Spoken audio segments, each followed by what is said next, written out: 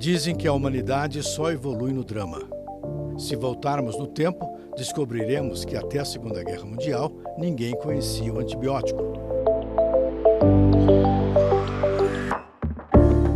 Depois da guerra, até o tecido do paraquedas acabou sendo usado para a fabricação de peças íntimas femininas. O drama da guerra forçou uma aceleração industrial em vários setores. Com a pandemia Covid-19, o processo continua o mesmo. Com a devastação de famílias e novas descobertas tecnológicas consolidadas. Como será a nossa vida quando dominarmos o novo coronavírus? E como a inteligência artificial entrou nesta guerra sanitária? As nossas entrevistas, devido ao isolamento social, serão feitas pela internet.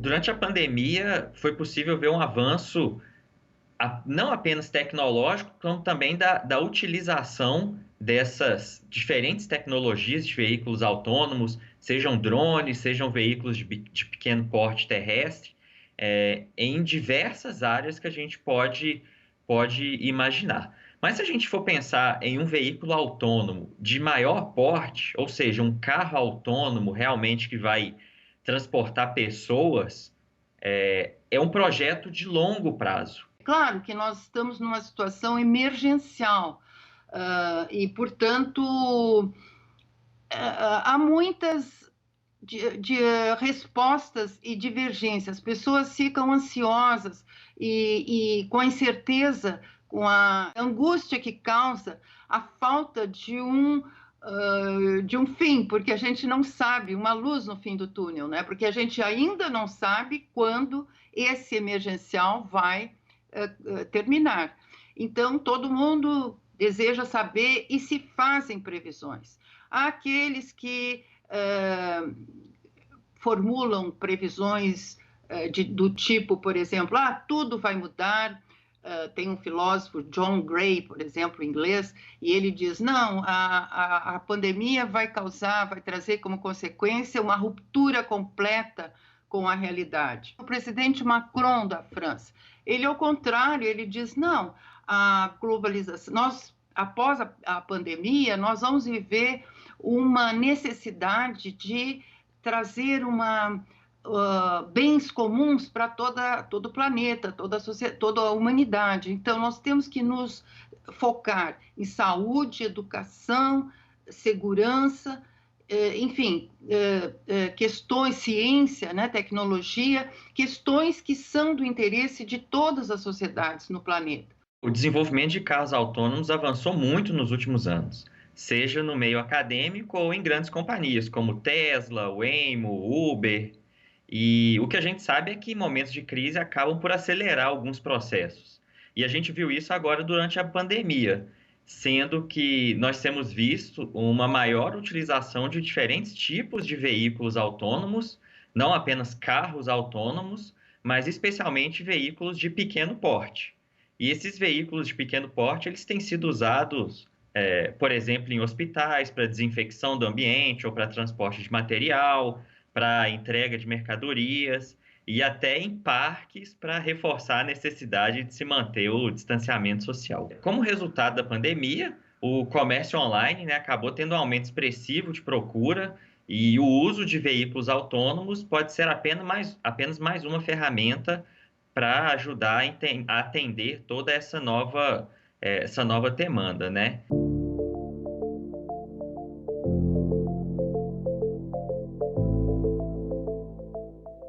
Acho que só para dar um passinho para trás, assim, e esclarecer um pouquinho o que a gente está querendo dizer quando a gente está dizendo inteligência artificial, né?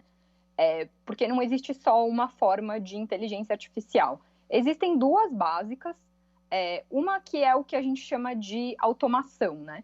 Então, você cria um algoritmo que, no lugar da pessoa, vai seguir como se fosse uma receita de bolo, né? Ele vai seguir os passos que você determinou ali para ele, e vai chegar num determinado resultado seguindo esses passos.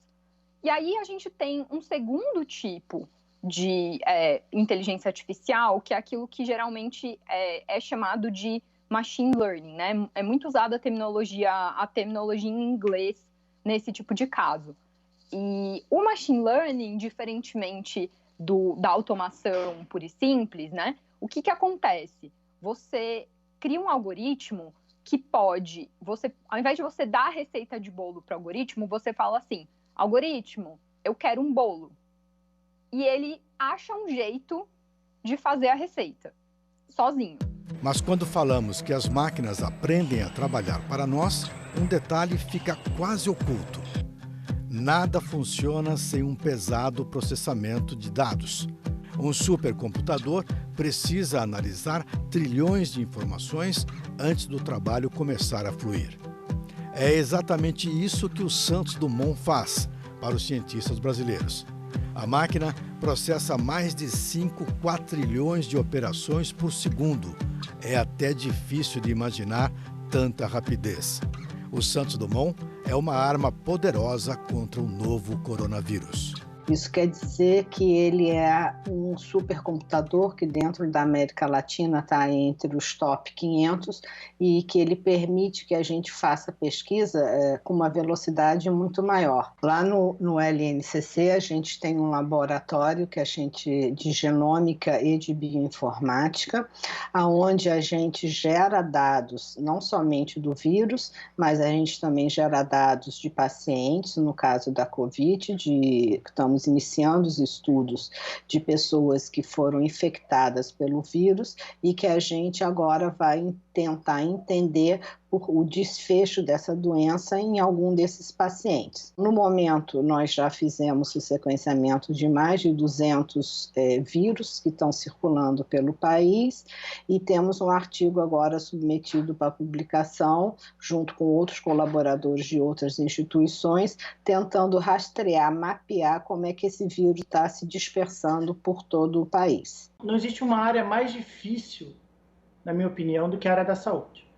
Nenhuma área envolve uma interação tão complexa de fatores, levando ao que a gente tem interesse em estudar, no caso da saúde, doenças graves e risco de óbito, etc. Então, as pessoas desenvolvem doenças graves não por causa de um único fator isolado. Ninguém vai a óbito só porque é sedentário. Ninguém vai a óbito só porque se alimenta mal. É uma interação complexa de fatores socioeconômicos, genéticos, ambientais, fatores de risco, demográficos, que interagem de uma forma complexa, levando às doenças graves e levando a óbito. Machine Learning significa máquinas que aprendem. Um algoritmo inicial, criado pelo homem, serve como comando para uma nova missão do supercomputador. Esse comando se chama algoritmo. Com o tempo, esses computadores aprendem a criar os próprios comandos e as operações ganham mais velocidade. A boa notícia é que quanto mais dados arquivados, mais preciso é o trabalho do algoritmo. Trilhões de dados aperfeiçoam os comandos e o processamento das informações. Como é que o algoritmo chega nesse resultado? Ele chega nesse resultado basicamente por meio de observação. Então, pensando aqui num caso de saúde para ficar mais fácil e mais conectado com o nosso debate, né? Como é que um algoritmo é treinado, um algoritmo de machine learning, para fazer um diagnóstico de alguma doença? Então, ele tem acesso a muitas informações, a um banco de dados do que seria uma pessoa, né, um indivíduo que possui aquela doença, e aí, com base nisso, ele, enfim, entende o padrão do que é aquela doença, e, portanto, consegue replicar essa informação, consegue replicar esse padrão em casos novos. A inteligência artificial é uma área que tem aumentado muito, principalmente nos últimos 5 anos. E por que nos últimos 5 anos? Porque é uma área que depende de grandes quantidades de dados para os algoritmos aprenderem, depende de capacidade computacional e depende dos próprios avanços técnicos da área. E nos últimos 5 anos, essas 3 áreas têm crescido exponencialmente. Então, hoje vivemos na era do Big Data, então temos muitos dados hoje. Sem dúvida, eu acho que esse momento também deixou clara essa possibilidade virtuosa da tecnologia, porque se fala muito mal da tecnologia, mas, na verdade, ela tem toda a realidade, né, todo fenômeno humano, ele tem um lado bom e um lado mau. Tem muitas... a parte, digamos, viciosa é grande, mas a parte virtuosa também. O que seria de nós, daquelas pessoas que vivem sós, que hoje são em grande número, mesmo no Brasil, enfim, inclusive a própria vida mental das pessoas, ela é hoje auxiliada por todos essas ferramentas digitais.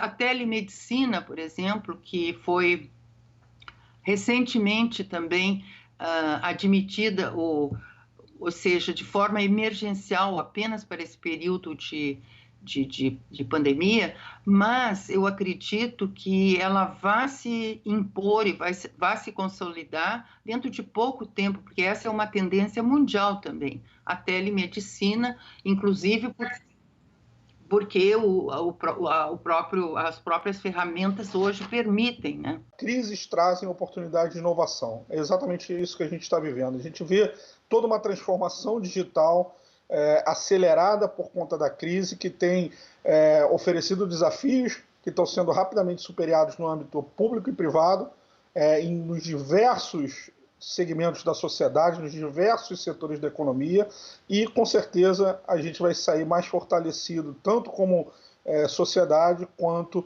economia, a partir das transformações digitais aceleradas por conta dessa crise. Então, acho que tem essa perspectiva das sensações sensorial, então, auditiva, visual, e também a percepção de espaço que a realidade virtual proporciona para o usuário, mas também outros dispositivos que podem emular cheiros, que podem emular o tato, podem emular várias outras sensações que a gente talvez não conheça ainda hoje. Quando a gente pensa não só em economia criativa, mas nos setores tradicionais, nos setores desde da parte do direito, educação, saúde, todos esses setores estão sendo devidamente impactados pelas transformações digitais que estão trazendo inovações, ou seja, novas formas de se comunicar, novas formas de fazer negócio e exatamente trazer novas oportunidades de criação de startups, criação de novos negócios a partir dessas transformações. A tecnologia implantada no mundo todo alavancou a venda no varejo virtual.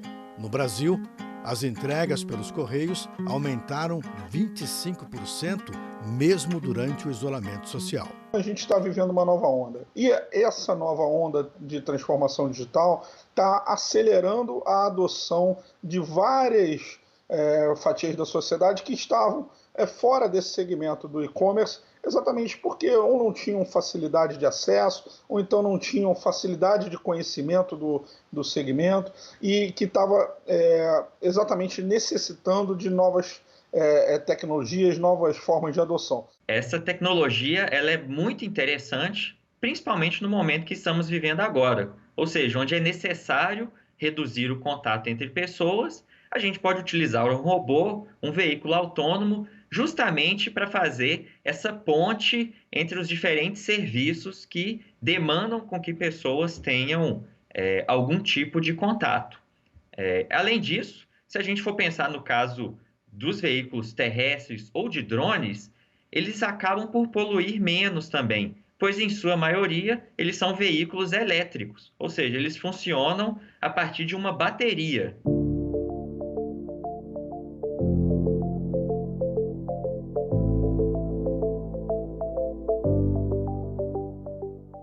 Nós já tivemos um aumento de depressão, nós já tivemos um aumento de ansiedade, um tremendo aumento de ansiedade, muito significativo, quase que 3 vezes o índice que nós tínhamos anteriormente. E, pior do que tudo, nós tivemos um aumento muito grande em ataques de pânico. Numa pesquisa que nós realizamos com mais de 3.000 pessoas, online de todo o território nacional, o que nós descobrimos foi que 14,5% dos respondentes disseram que estavam tendo crises de pânico. Veja bem, isso é muito grave e é uma coisa que é muito debilitante.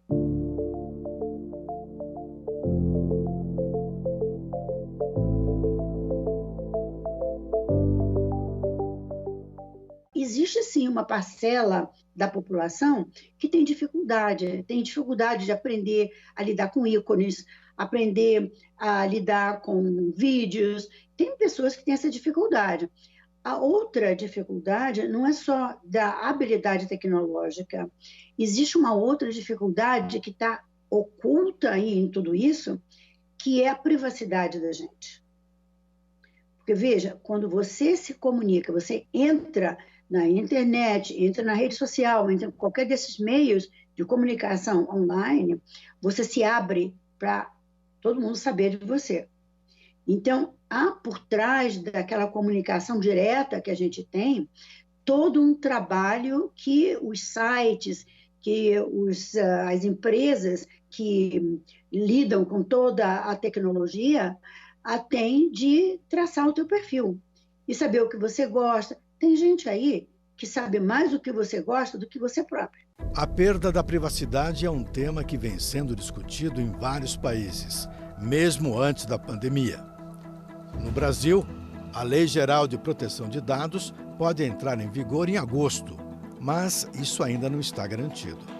A LGPD exige a criação de uma agência que cuide apenas da proteção de dados. A Lei Geral de Proteção de Dados brasileira prevê a criação da Autoridade Nacional de Proteção de Dados, que seria a autoridade que, no governo federal, centralizaria as ações relacionadas a essa lei.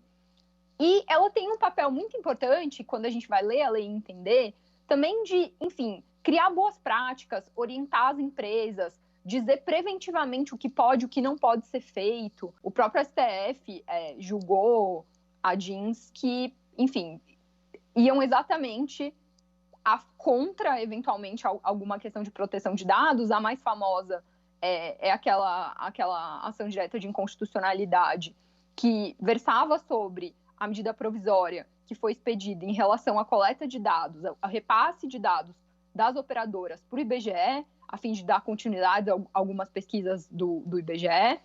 E, enfim, o STF virou e falou, olha, tudo bem, dados são importantes, é muito importante que as pesquisas continuem, mas esses dados não podem ser compartilhados de qualquer maneira, eles não podem ser compartilhados sem o devido cuidado. E, inclusive, nessas ADINs teve discussão da proteção de dados como um direito fundamental, reconhecido na Constituição e tudo mais.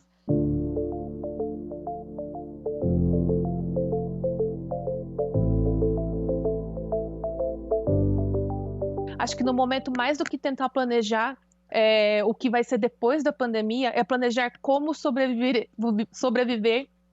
ao longo desse isolamento social, ao longo desse momento de quarentena, mais do que realmente imaginar do que vai acontecer no futuro. Acho que no futuro, teoricamente, a gente vai poder viver uma experiência de relacionamento à distância, como o Morpheus fala no filme do Matrix, né, que ele fala que no final das contas as nossas sensações, a nossa percepção de realidade nada mais é do que os estímulos que vêm de fora e a gente percebe pelo nosso sistema nervoso. Essa inovação tecnológica, esse mundo tecnológico novo, que talvez até acontecesse daqui a 30 anos, mas está acontecendo agora, né?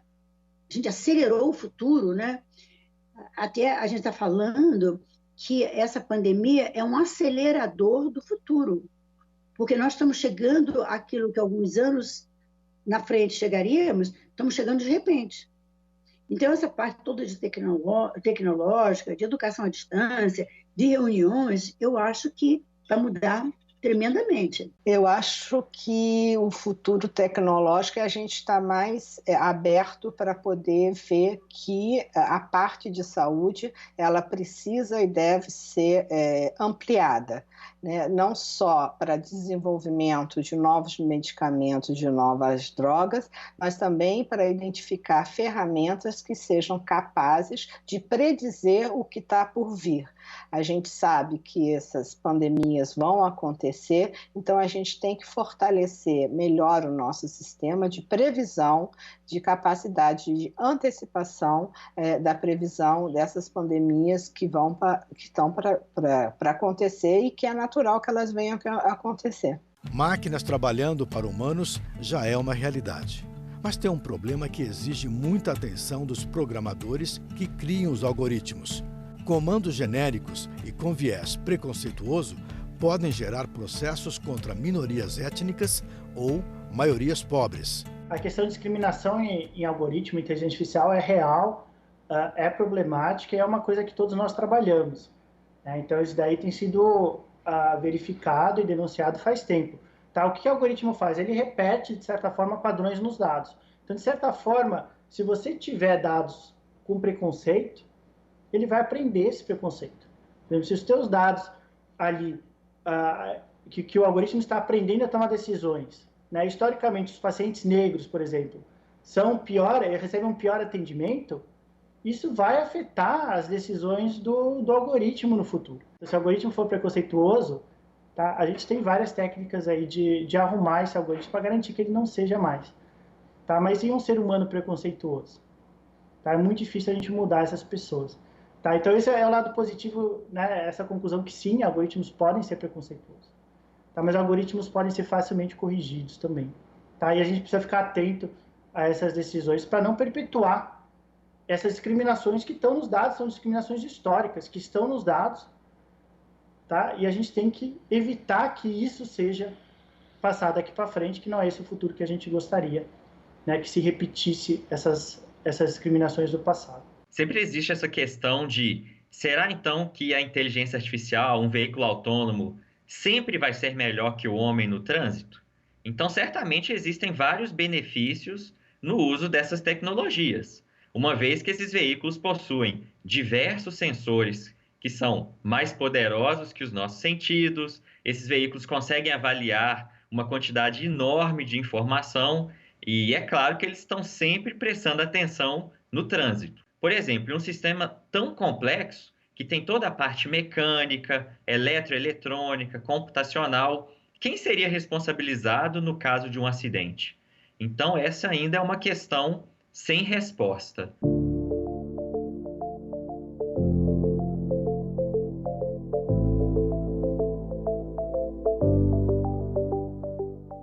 Há uma grande defasagem entre o ensino da escola pública e da escola privada, o que é também algo que nós, pelo menos durante boa parte do século XX, da metade do século XX até hoje, convivemos sem resolver o problema. Quer dizer, não é um problema de ontem nem de hoje, mas de décadas dessas desvantagens que vai tornando a desigualdade cada vez maior, principalmente numa sociedade em que vai se contar, quer dizer, vai depender grandemente das tecnologias digitais que exigem pessoas com alta escolarização. O Brasil está sofrendo muito com uma falta de investimento em ciência, em tecnologia e educação, e eu acredito que esse momento agora da Covid, aonde a sociedade viu como é importante a gente ter informação confiável e correta, é o momento ideal para que a gente traga para a sociedade também a responsabilidade de nos auxiliar a mostrar uma coisa que parece óbvia, mas nem sempre é, que você investir adequadamente recursos nessas áreas, né, que eu vou frisar mais uma vez que educação, ciência e tecnologia, é fundamental para que a gente tenha um sistema de saúde, um SUS, funcionando da forma que ele está funcionando no momento. Em termos de educação, então cada vez mais a gente está vendo a inclusão nos cursos de medicina e de saúde em geral, de disciplinas de análise de dados e de programação. Na USP eu dou essas disciplinas, né, para graduação em enfermagem, em saúde pública, para pós, para o pessoal da área da saúde mesmo. Tá? Então, disciplinas de programação, disciplinas de análise de dados mais rigorosa. Então, cada vez mais está sendo incorporado no currículo dos médicos, né, e dos profissionais de saúde em geral. Nós só estamos conseguindo dar essa resposta rápida à Covid porque a gente já tinha uma infraestrutura estabelecida no Brasil.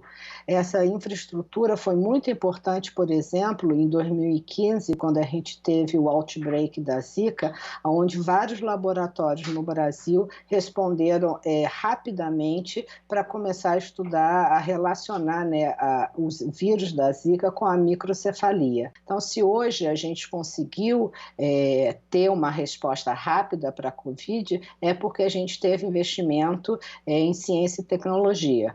Infelizmente, desde 2016, esses investimentos na área de ciência e tecnologia, eles têm diminuído acentuadamente e começam a prejudicar o desenvolvimento de pesquisas de ponta que nós somos capazes de desenvolver. A gente tem uma infraestrutura de capacitação de recursos humanos que é fantástica, mas a gente também precisa ter laboratórios bem equipados para poder atender essas novas demandas. Bem, vimos como os cientistas estão empenhados na guerra contra o novo coronavírus.